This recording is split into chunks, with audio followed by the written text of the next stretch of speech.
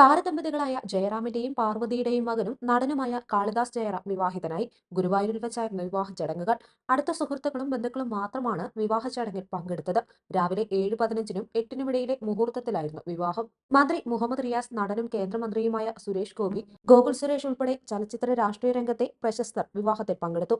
കഴിഞ്ഞ നവംബറിലായിരുന്നു കാളിദാസും താരിണിയും തമ്മിലുള്ള വിവാഹ നിശ്ചയം. നീലഗിരി സ്വദേശിയാണ് 23-കാരിയായ താരിണി. ഇരുവരുടെയും എൻഗേജ്മെന്റ് വീഡിയോ വൈറലായിരുന്നു. നവംബർ 10-ന് ചെന്നൈയിൽ വെച്ചായിരുന്നു ഇരുവരുടെയും വിവാഹ നിശ്ചയം. എൻഗേജ്മെന്റ് ചിത്രങ്ങളും സോഷ്യൽ മീഡിയയിൽ വൈറലായിരുന്നു. ബാലതാരമായാണ് കാളിദാസ് അഭിനയ രംഗത്തേക്ക് എത്തിയത്. ഇപ്പോൾ നായകവേഷത്തിലാണ് താരം തിളങ്ങുന്നത്.